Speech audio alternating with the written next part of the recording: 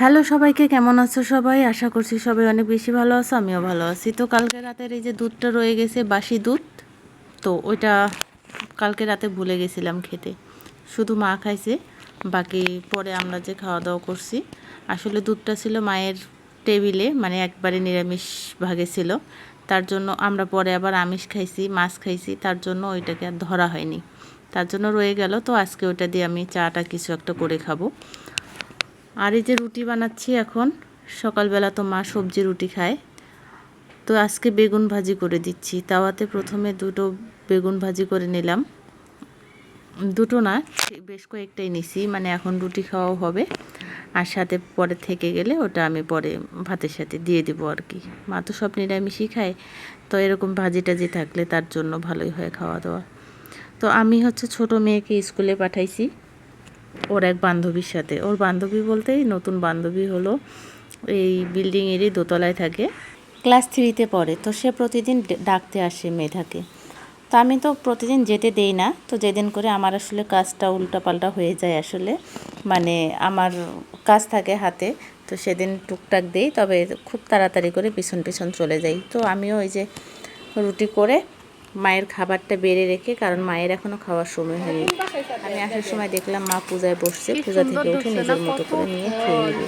তারপর এসে আমি বড় মেয়ের স্কুলে কিছু কাজ ছিল সেটা করলাম, করে এখন আমি ছোট মেয়ের অপেক্ষায় আছি এবং আমি ক্লাসে গিয়ে দেখে আসছি ও ঠিকঠাক আছে কিনা। ওকে দেখে এসে এই যে খুব গরম, আর স্কুলের ভিতরে থাকতেও দেয় না গার্জিয়ানদের, তার জন্য একটু বাইরে বের হয়ে সময় কাটাচ্ছি। তারপর দুপুর হলো। আমি আজকে স্কুলে রাস্তায় থাকতেই একটা আজান দিয়ে দিছে, তো আমার খুব তাড়াহুড়া লেগে গেছে। আর এগুলো আমি কেটে রেখে গেছিলাম। খুব একটা উপকার হয়েছে যে যাওয়ার আগে আমার হাতে একটু সময় ছিল, তখন আমি এগুলো কেটে সব এটা লবণ মাখিয়ে রেখে গেছি। আর এই যে মায়ের জন্য একটু সরিষা দিয়ে বেগুন ঝোল করতেছি। আমরা হচ্ছে কালকে রাতের মাছ রান্না করা আছে, রান্না করে রাখছিলাম মাছ, যাতে আজকে খেতে পারি।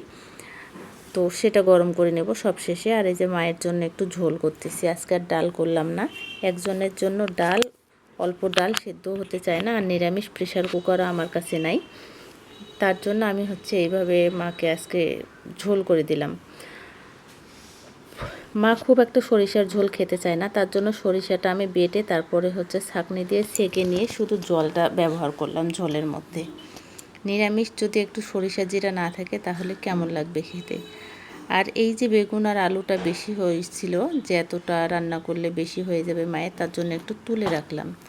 আর এই যে রান্না করলাম নিরামিষ সবুজ শাক, তারপরে বেগুনের ঝোল, এটা তো দেখলেই, কাঁচকলা ভাজি করছি, আর থোর ভাজি করছি, মানে কলার থোর, কলার গাছের ভিতরের যে নরম অংশটা থাকে সেটা।